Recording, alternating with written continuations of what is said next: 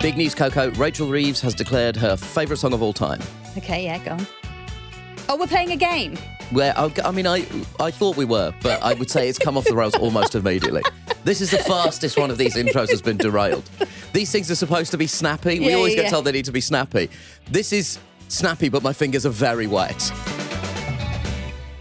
All right, so the game is that we are guessing money-themed songs. Yeah, basically, yeah. My neck, my back.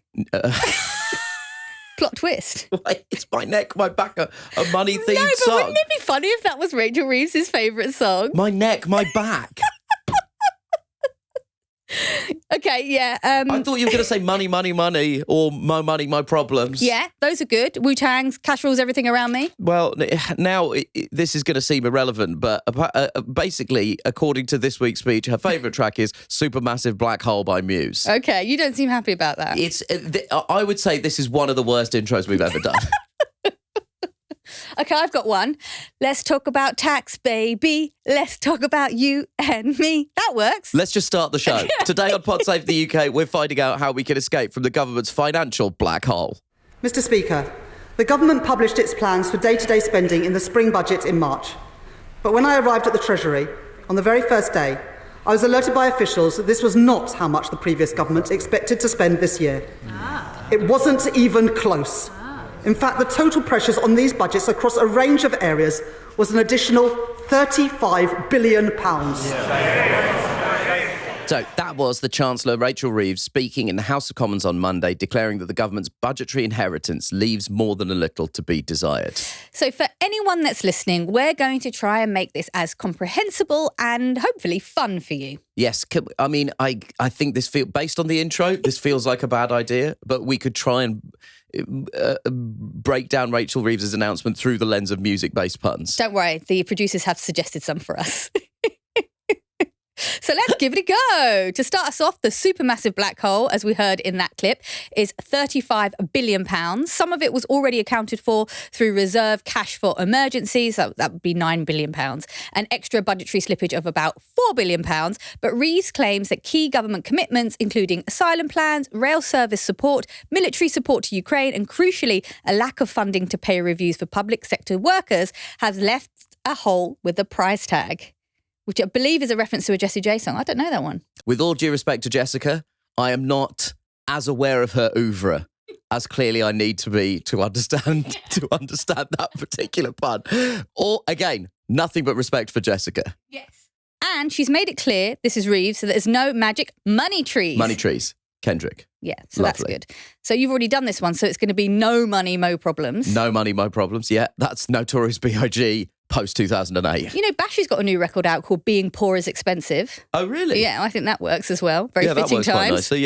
Yeah, what a fantastic of-the-moment record about the United Kingdom's public finances. So, in spite of there being no money, no problems, Rachel Reeves has announced an increase in public sector pay and has defended that by saying that the government spent over £1.7 billion on industrial action. So, this idea that, you know, we have to face down the doctors and talk tough on them, it actually ended up costing the country £1.7 billion, which could have been spent on improving the salaries of public sector pay workers and thus averting the kind of chaos that we've seen in the last year and a half. So that money that went on industrial action was money for nothing. Right. Dire Straits. Yes. Great. Again, lovely band name, lovely description of the United Kingdom's public finances.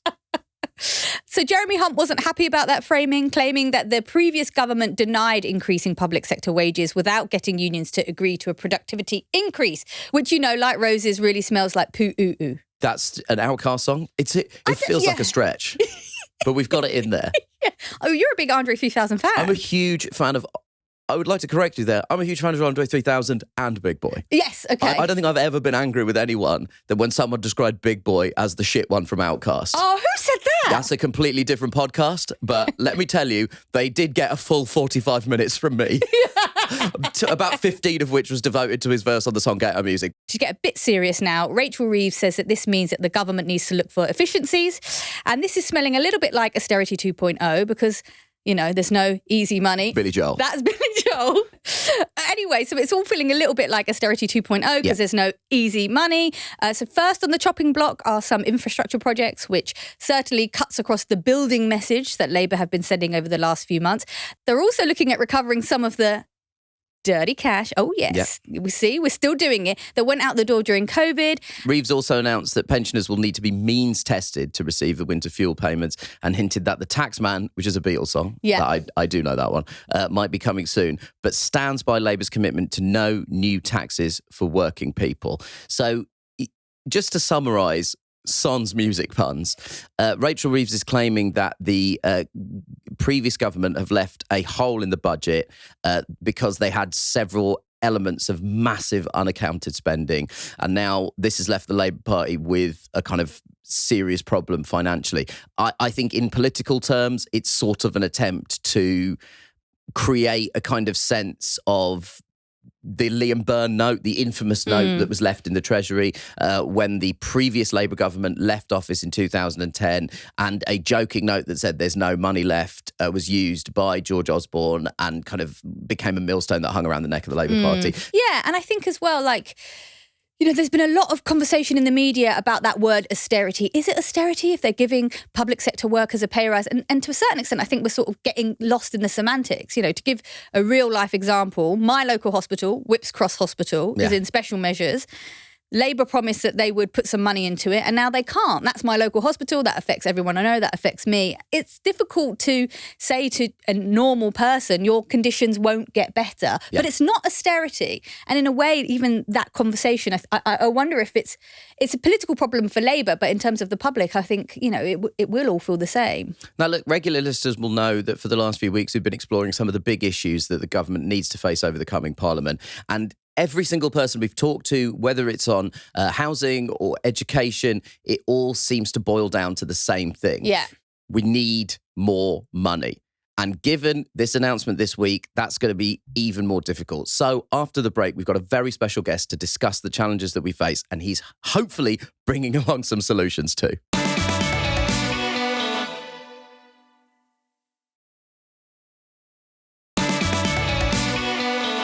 Joining us now on Pod Save the UK is the name in British economics, here to help us understand Rachel Reeves' statement and to unpack some of the ways we might be able to get out of this mess is the director of the IFS, Paul Johnson. Welcome, Paul. Thank you. You're a name that's cropped up so frequently on this show, I think pretty much through its lifespan. Yeah. It feels weird. It feels like we've apparated you. So let's give you a full intro. For those who don't know, the Institute for Fiscal Studies is a leading independent economic research institute in the UK, which Paul has been director of since 2011. He's also previously held government roles as former director of public spending at HM Treasury and chief economist at the Department for Education. And he's the author of Follow the Money, How Much Does Britain Cost? And host of the IFS Zooms In podcast. Was that good? Was that comprehensive, Paul? That'll do. Thank you very much. Do you have anything you'd like to add to that? Lots, but but I'll boast about my most impressive performance ever is I was actually in the Alumni University Challenge and won it. Oh, really? Well, the truth is Frank Cottrell-Boyce won it for the team, but it was that is the crowning glory of my life. Nothing else counts. All of which is to say, I mean, we didn't even know about the University Challenge thing, but the credentials that we did know about suggest to us that if there's one person who might have a good idea of the kinds of calculations the Chancellor is having to make right now, it's Paul. And politicians know this, which is probably why his name was used as a bit of a stick to beat the government with in this clip from Shadow Chancellor Jeremy Hunt's reply to Reeves' statement. Paul Johnson of the IFS says the state of public finances were apparent pre-election to anyone who cared to look, which is why he and other independent figures say her argument is not credible and won't wash. Yeah. But not to be outdone, Rachel Reeves also invoked the name of Johnson in her reply to the Shadow Chancellor. The Shadow Chancellor mentions the IFS. Well, Paul Johnson from the IFS has just said that it appears that these overspends are genuinely unfunded. The words not of me. So I saw you chuckling there. I mean, it must be a bit weird that you're being name-checked like this. I mean, it felt like a bit of a name drop. Sometimes I name drop Nish to try. He's not my famous friend. That's an awful idea. But I mean, Paul Johnson is Rachel Reeves' Nish Kumar. Do you know what I mean? Yeah, what did I've certainly never been called that before. We referenced a couple of times during the election that I was concerned that you were having some sort of total nervous breakdown. Well, that's possible. over constantly claiming that neither the Conservatives nor the Labour Party were being honest about the true state of public finances. So did any of the revelations that Rachel Reeves brought to the House this week surprise you in any way? Well, the big story remains the same, which is that there's a complete uncertainty about what's going to happen in the future, that there is not enough money in the plans to fund public services over the next 4 or 5 years. Some of what Rachel Reeves said this week was actually quite predictable. We knew that there wasn't the money in the public finance plans to fund anything more than about 2% pay increases across the public sector. It was highly likely the pay review bodies would come out with something much more generous than that, given what's been happening in the private sector and given how far public sector has fallen behind. So 9 billion of that so-called 22 billion black hole, I think was A, a choice, and B, predictable. The other big number in there was 6.5 billion of asylum costs. I confess we hadn't spotted, as it were, that was completely outside the Home Office's budget. Right. But again, actually, in truth, we knew that we spent about 5 billion on this last year. We should have known that it would be similar this year. So it was sort of available for people to see, but it was not at all transparent. To what extent is there an element of political pantomime to this? Rachel Reeves bringing all of this now to the House, and the way that it's been done, it does feel a little bit like a sort of revenge tactic for the Conservative Party, bringing up the Liam Byrne note saying that there's no money left. Are there politics at work here in the way that this economics policy is being announced? Oh, I think undoubtedly. I mean, if you trace the way that the Labour Party was talking about this in the run-up to the election, where they were very keen not to put any specific numbers either on their spending plans or on the challenges. I mean, they were very clear that we needed change. They were very clear correctly that there are big challenges with the public services, but they were very keen not to be explicit about the scale of the challenge, because as soon as they were explicit about the scale of the challenge, they would have had to talk about tax increases. So I think what they've done is then come in and then find a way of saying, look, the challenges are even bigger than we expected. And of course, as we've seen in the last day or so, Rachel Reeves is now being quite explicit that this will mean tax rises in the autumn. Now, this was always obvious, I have to say. I mean, this is what we were, why I was having that nervous breakdown that you were talking about earlier, kind of really trying to make this absolutely plain in the run-up to the election, that neither side was being genuinely open with us. And whilst Rachel Reeves might be able to claim that there is some news in what she's saying, that, as I said, the big picture remains the same, which is that if you want to avoid cuts in public services over the next few years, and you keep to the borrowing plans that she said are absolutely nailed in, then taxes will have to rise. But is this not more austerity? The departments are expected to make 3.1 billion in savings. That sounds like cuts. That sounds like austerity. Would you say this is austerity? No, I don't think we're in a world of austerity at the moment, in the sense that spending is clearly rising. I mean, this is a big increase in public sector pay, which certainly wasn't what was happening during the austerity years. Actually, under the last since 2019, we haven't had what you would call austerity. I mean, the last government actually increased spending a fair bit. The issue for this government is that unless they increase planned spending quite a lot next year and in subsequent years, then we would be returning to some form of austerity, because under the plans bequeathed by Jeremy Hunt, there would have been some cuts to public services. Now, I don't think that's what's going to happen. That's clearly not the mood music. It's so fascinating to hear. Well, technically, since 2019, we've not had austerity. I'm sure in people's actual lived experience, that wouldn't chime. I think actually, particularly in the last 3 or 4 years, and certainly since the pandemic, the feeling of austerity has remained. I mean, you're absolutely right. I mean, obviously, there were deep cuts through the 2010s. And, for example, spending in local government is still 20% down on where it was in 2010. And we're sort of seeing councils going bankrupt. Exactly. So even if spending hasn't gone down, it still feels pretty austere. And Yes. the coverage for social care is much less good than it was. The justice system is, everyone can see that it's absolutely struggling. The courts have got huge backlogs. The prisons are full.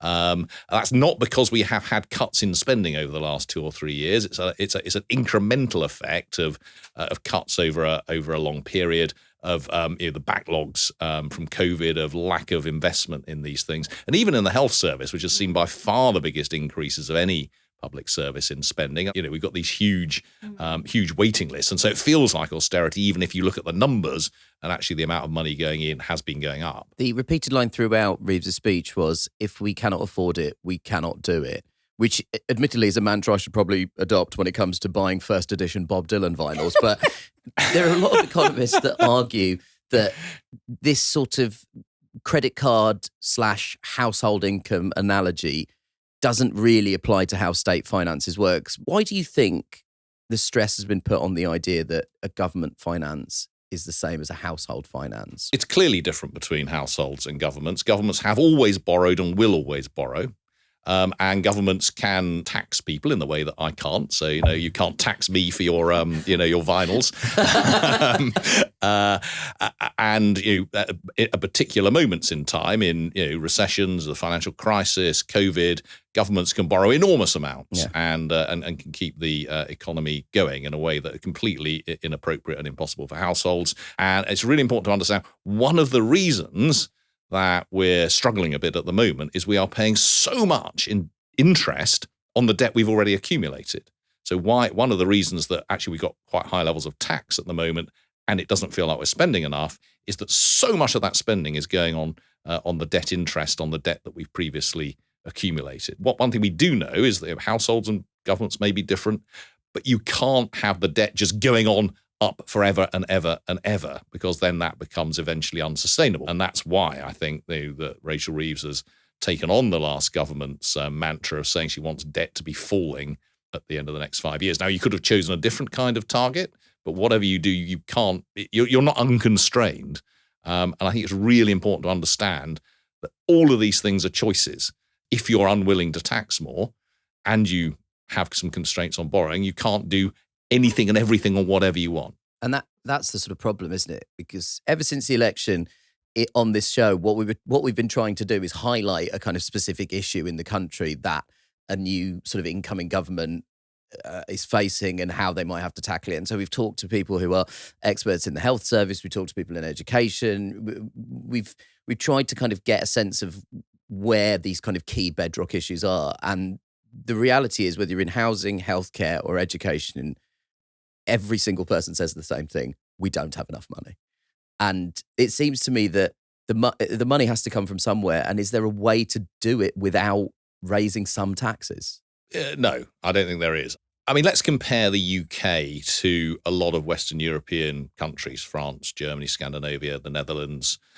They all spend more on their public services than we do, and they all tax more than we do. And those two things go together. So if we want the level of public services that are provided in those countries, then we will need to accept that we pay higher taxes than we do now. But of course, the Labour Party have been absolutely clear that they won't. And, they went into the election saying we won't reverse that. And we won't increase national insurance, won't increase income tax, won't increase VAT, won't increase corporation tax. Now, the problem is that those four taxes make up 3/4 of all of the tax revenue we have. So if you're really constraining yourself not to raising them, then you're into much more complex territory in terms of getting money from some of the other taxes.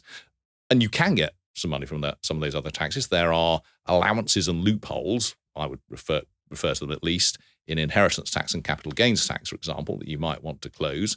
That will get you a small number of billions. Billions is quite a big number, but in terms of the fact that the state spends more than 1,000 billion, it's probably not enough to make the difference. It's also quite uncertain how much you get from that. And then to some extent, they're a bit riskier in terms of raising the revenue than those big ones, which, unfortunately, in my view, Labour seem to have ruled out. Let's drill into a couple of those areas that you just mentioned in terms of capital gains tax. So just to clarify, capital gains are the profit a person makes when they sell an asset, like a house. So capital gains, well, not an owner-occupied house. Not an owner-occupied house, a second property essentially.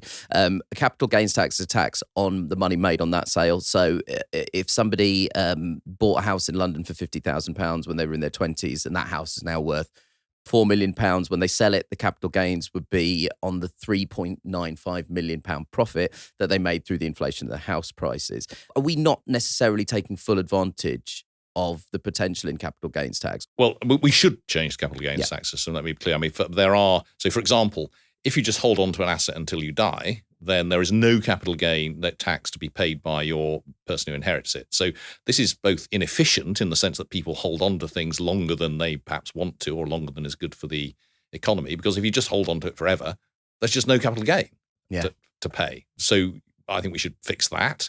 The rate of capital gains tax is significantly less than the rate of income tax, and certainly less than the rate of income tax plus national insurance. So if I earn £10,000, I pay a lot more tax on it than if the value of some asset I have goes up by £10,000. That certainly seems unfair to me as someone who relies entirely on my earnings. But it's also not efficient. So there is a case for equalising those rates.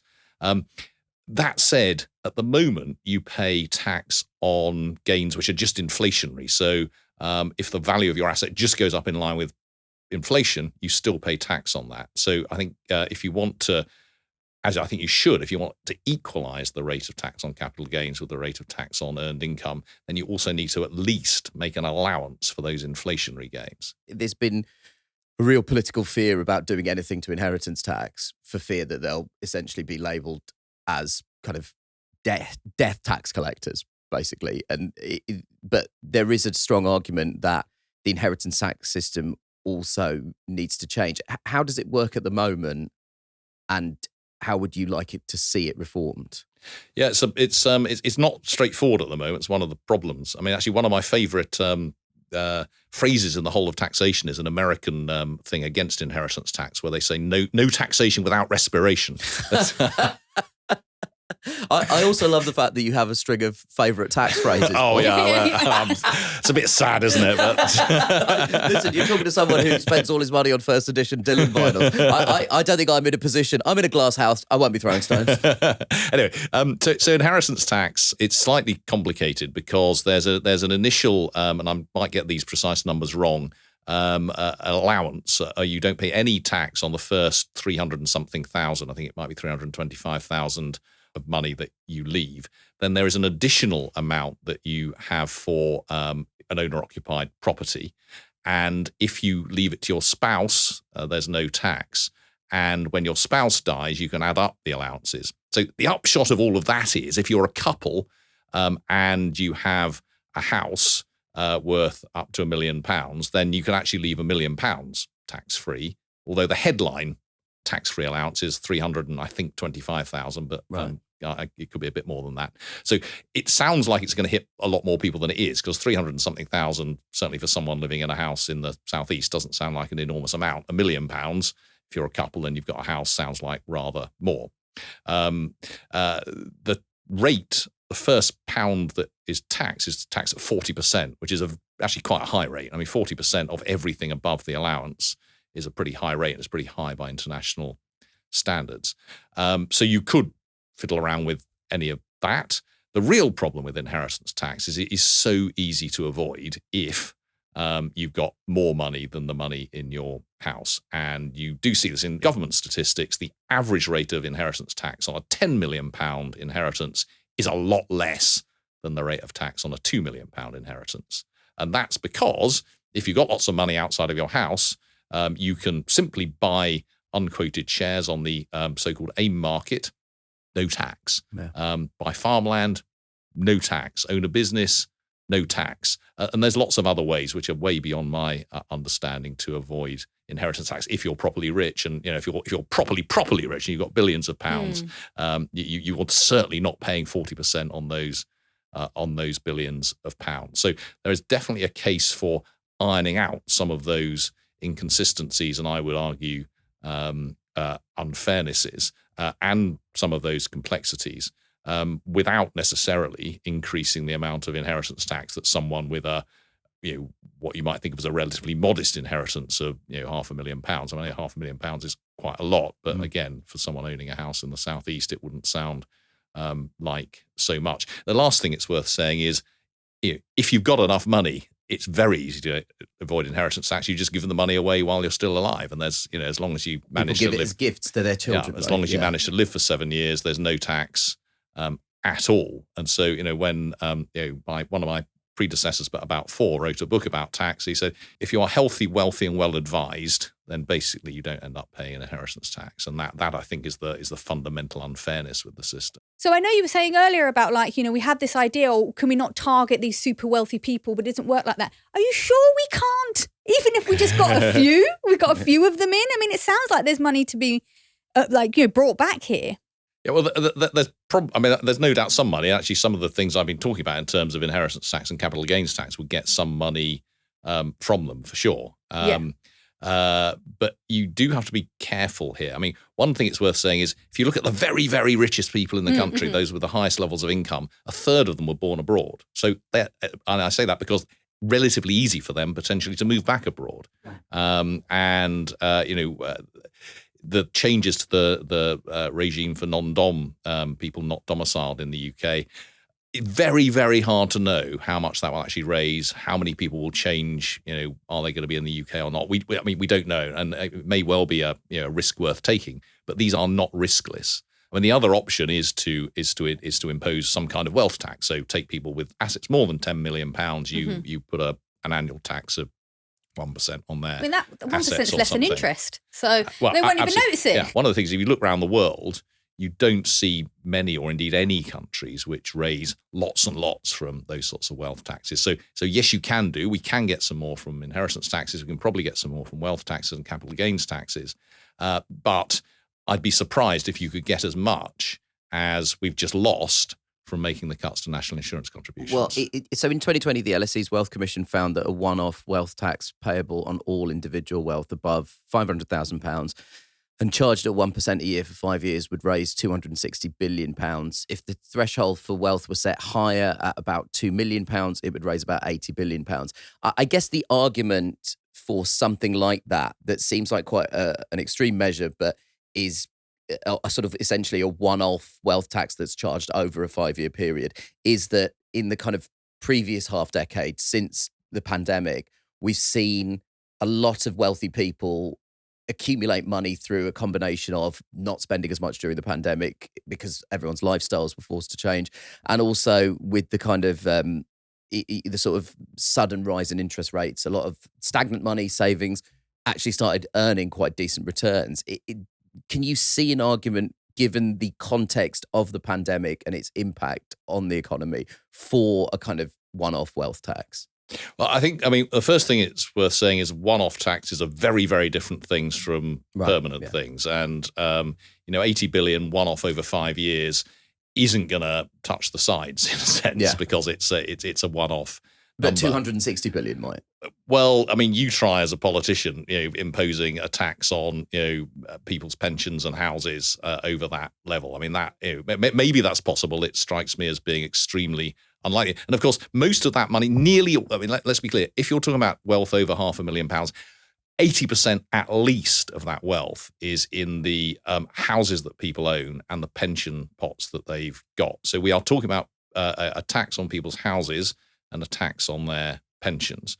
If you're talking about assets over 10 million, it's a totally different thing. And if you're talking about one-off as opposed to annual, again, these are totally different things. So people often sort of elide what they're talking about in terms of wealth taxes. So there is no doubt some possibilities there. I mean, we're not in a world of getting 200 billion a year or anything remotely like it.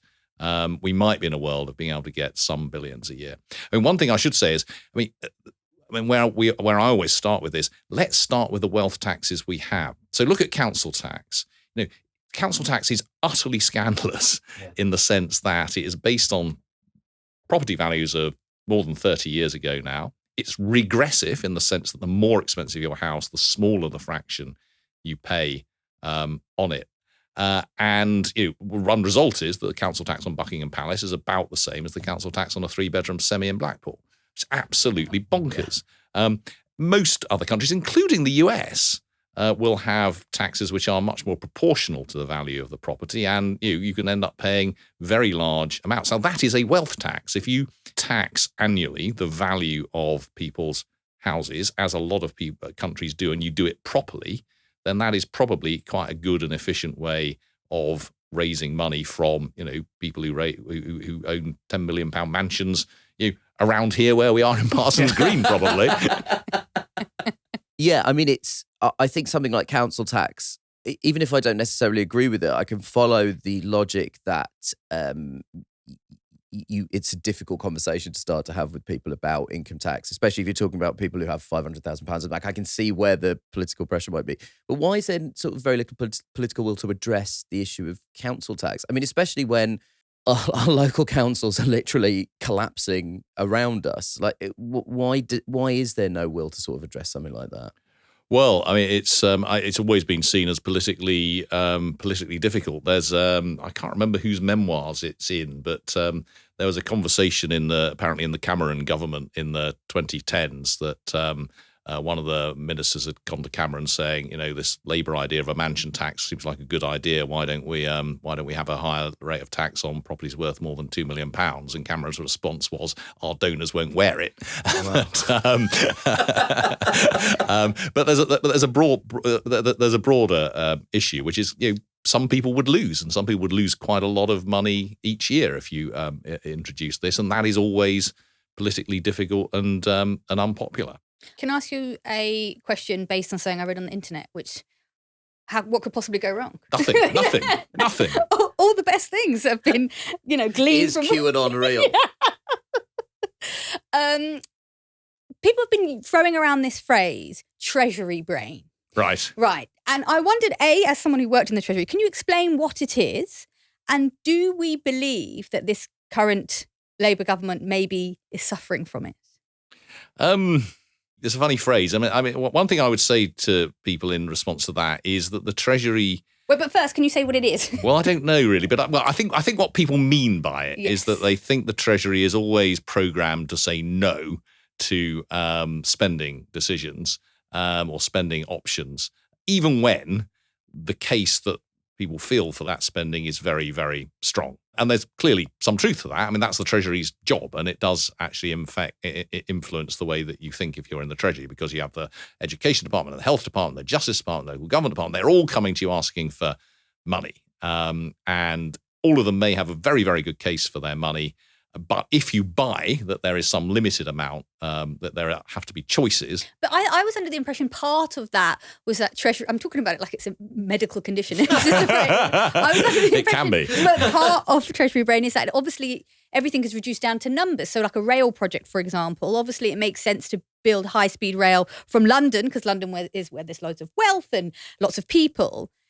But that just means that London gets everything and other parts of the country don't. And so there's this unquantifiable element that's sometimes missing, and the Treasury Brain would say, well, show me the numbers on that. How do you quantify regeneration in terms of people's wellness, in terms of opportunities that will be down? How do you quantify those things? First, there is lots of evidence about things that do and don't work in terms of regeneration, regional government, and all those sorts of things. And I mean, my view is that there is a case for taking a punt on some stuff. So, for example, one thing that I think would help a lot would be, but I can't prove it. I really can't prove it. It would be to significantly decentralise the British state, to have more decisions made at local levels, in the Manchester City region, Birmingham City region, Newcastle City, or what have you. Give them more power over how they spend stuff, potentially give them more power over their revenues. That takes a lot of the decisions away from the Treasury and the centre of government, and some of them will screw up and some of them will do well. But one of the reasons that we have such an unbalanced economy is that we've got a very unbalanced power between the centre and the regions. And that would begin to overcome some of the issues that you're describing. And one of our problems is that we end up taking decisions about very local things Yes. right in the centre of Whitehall, and sometimes in number 10 or the Treasury rather than even in the department. So I think if there's one bit of Treasury brain that you might want to lobotomise, it's the it's the bit that says we have to be in control of everything. It's and it's sort of, it would be to say, look, we can agree an amount of money that goes to a region or a department, and then we'll step back and you do what you want. Now that Treasury brain is very much, we're not going to do that because, my God, they might waste it. Whereas actually, and of course, because that means that, people have lost the skills or the experience of doing it, then there's clearly some risk of that happening. But that's the bit of Treasury brain that I think is potentially damaging. The bit of Treasury brain which says, look, there is only so much money, and we have to divide it one way or another, and unless the politicians are willing to accept higher taxes. And, within the Treasury, politicians will continually be offered options for, if you want some more money, Minister, here are ways of doing it. And usually the politicians will say, I don't want to do that because I won't get any votes if I do that. So, those are the choices. that's politicians' brain, which is they don't want to increase taxes. And, a combination of Treasury brain and reality, as we were saying earlier, you can't just increase debt forever. So they have to work within constraints, and you have to have someone in government who is saying there are constraints on this stuff. In the end, the politicians make the decisions about how to trade off those constraints. But, we can't have everything. And, so I'm obviously infected by Treasury brain. Finally, as we established at the start of the show, the government and opposition are now definitely listening to you. To be clear, they weren't during the election campaign because you were saying things like, you're all talking bollocks. Again, I'm paraphrasing. But during the election campaign, they were very keen to not engage with things that you were saying. Now that the election campaign is over, based on Parliament this week, it is very clear that people are listening to what you have to say. If you had one thing you wish they would consider talking about that they're not talking about when it comes to taxation, what would it be? A very specific thing would be, I think that our taxation of housing is a disaster. And we've already covered the fact that council tax is ridiculous. I also think stamp duty is incredibly damaging. This government is very focused on fixing housing. So sort out the taxation of housing, get rid of stamp duty, and make council tax up to date and proportional to the value of the house. Bang. We look forward to next week's PMQs. That somehow gets brought up. It's just like, excuse me, my friend Paul was there. I've been told that Parliament's in recess, but when they're back in September, Apart from that, I expect the first PMQs to be somehow the Labour and the Conservatives. I think you need to rebroadcast the podcast just beforehand. Just before. Paul Johnson, thank you so much for joining us on Pod Save UK. Thank you.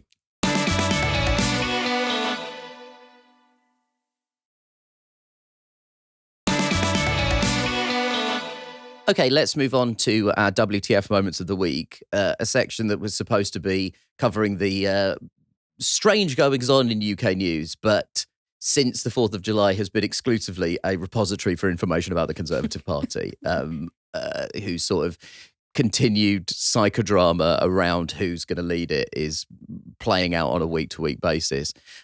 So 6 candidates have declared at the time of recording. Those 6 people are James Cleverly, Kemi Badenoch, Mel Stride, Robert Jenrick, Priti Patel and Tom Tugendhat.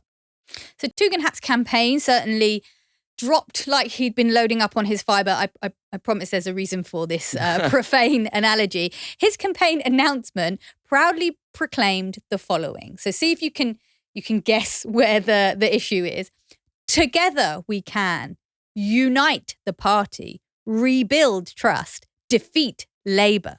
For those playing along at home, take the first letter of those 4 lines and baby, you've dropped a turd. Oh, God. I hadn't spotted that listening to you read it out. Oh, God. Have these people not heard of an acrostic? I mean, he changed it. Did he change it to Conservatives under new Tugendhat? Because I can see one clear problem with that one. Conservatives. Oh, yes. Yeah, see what you did there. Should we consider other subliminal messages about the personalities of the people running? Robert Jenrick's could be determined, impactful, compassionate and knowledgeable. But yeah, I see what you're doing there in terms of the spelling, but everything you said was incorrect about him. So don't know if that would work. Priti Patel's could be excited, vigorous, ideas led. Yeah, this is good. I mean, this is turning into a spelling segment a little bit. It's probably worth talking a little bit about Kemi Badenoch's leadership bid. She is sort of often touted as a favourite amongst Conservative Party members because and the bookies, because those two things are directly linked, because ultimately the new leader of the Conservative Party is going to be elected by Conservative Party members. Her leadership announcement is one of the strangest things I've ever read. Right. There really is like a dream-like quality to this prose. It was an op-ed she wrote in The Times that was sort of part of her official campaign launch. I'm just going to read this to you. We deserve to lose because the past decade saw us twist and turn in the wind, unsure of who we were, what we were for, and how we could build a new country. She went on to say, alongside this, we failed to spot forces lining up against British values. We sought to build an increasingly liberal society, but liberalism has been hacked. So far, so dreamlike. But then things got really strange. She wrote, under the guise of politeness and good manners, free speech and freedom to dissent is curtailed, exemplified by Labour scrapping the Higher Education (Freedom of Speech) Act. In its place, we have a coarsening of language and promotion of a postmodernism that can best be described as joyless decadence. We must renew. It's a lot to take in there. We should be loved. So much to take in. It's postmodernism that can best be described as joyless decadence is real park life. It's real. It's right-wing park life. It just takes me back to university. That's the sort of stuff that we would talk about, like, ways of approaching literature. What lens do we apply? A postmodernist lens. That's the sort of thing that I would hear in class, being like, well, the problem with applying the postmodernist lens is that it's joyless and decadent and it's disassociated from the class structures or whatever you might think. Every so often you say something about your time at university that reveals you were paying much more attention at university than I was. I can assure you I was not. Now, the reason that I say that this is the most newsworthy element of the Conservative leadership campaign is because it might be done because there is a news story that is kind of, filling the papers up at the moment about her bullying and traumatizing members of staff from her private office while she was at the Department for Business and Trade. Supposedly there was such concern about it that there was an official town hall meeting where the working culture was raised. We also saw another strange piece of messaging from leadership hopeful James Cleverly, following on from his Warhammer 40k self-outing a few weeks ago. Sun's out. Knees out.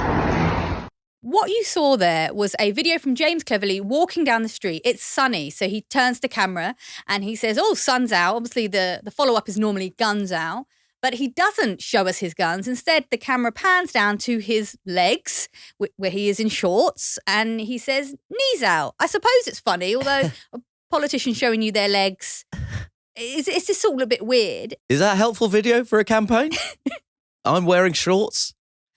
I do lose respect for people when I see them wearing shorts in a business context. Yeah, he's not in a business context. Although, as I've said before, it's a campaign video. He's in the middle of campaigning for the leadership of the Conservative Party. Pop a pair of trousers on, brother. Oh my God, maybe it was a thirst trap. What? Showing the legs. What? Now it makes sense. Anybody thirsty for that? A couple of weeks ago, we actually talked about James Cleverly's enthusiasm for Warhammer 40k, and we sort of posed the question, did that seem on brand? We actually had some fantastic analysis from a listener, Michael A, on Cleverly's Warhammer figures, and that apparently they are incredibly on brand. So Michael notes that Games Workshop, the company behind Warhammer, created the setting of Warhammer 40k in the 1980s as a satire of Thatcher's Britain. And I'm quoting Michael directly here. Where a waning empire of humanity has conquered the stars and crumbled into ritual, religious, xenophobic regression, lashing out at any and everything they encounter in the stars. Michael goes on to state that James Cleverly's minifigure says a lot about him. Cleverly's mini is a space marine who, in the 40k mythos, according to Michael, are the most by-the-book officious pricks of the stagnating empire. And Michael goes on to say, if a head boy could become a super soldier, that's what this would be. Absolutely amazing from Michael. Thank you so much for... My Games Workshop knowledge is very, very superficial at best. Thank you for going into this amount of detail. He also actually notes that 40k, unfortunately, As a lot of, listen, I'm a big sci-fi and fantasy fan in other areas, and unfortunately, quite depressingly, there is also a huge right-wing community of people that exist within that fan base, and they've been very frustrated by Games Workshop's attempts to diversify representation within the universe, and they've apparently fought back against their left-wing oppressors by putting Donald Trump's head on top of Space Marines. What an absolute shame. Can't we enjoy anything without these people ruining it with this bullshit? In any case, the mention of Donald Trump is a good moment to shout out our sister show, Pod Save the World. Last week, United States President Biden passed the baton to Vice President Kamala Harris for the 2024 presidential bid. And in last week's episode, the hosts Tommy Vitor and Ben Rhodes dived into what Harris's foreign policy could look like based on her record and experience in the Biden administration. And this will obviously have some huge implications for us in the UK. It's always just such a great podcast. But especially at the moment, if you're looking to digest the latest news from America's government in terms of its foreign policy, head to the Pod Save the World feed to listen now. And make sure to subscribe so you never miss an episode. And if people in the Warhammer 40k community want to start making Kamala Harris figurines, I guess that would be a useful counterbalance. Can you, how far can you, I don't know this game, can she have a weapon of coconuts? Like lobbing coconuts at heads. I guess there's one person we have to ask. Michael A, please email us back in. Is it possible for a Kamala Harris figurine to lob coconuts out? Thanks for joining us here on our new YouTube channel. Hit the subscribe button and ring the bell for notifications for whenever we post new content. And don't be afraid to drop us a comment down below to let us know what you think.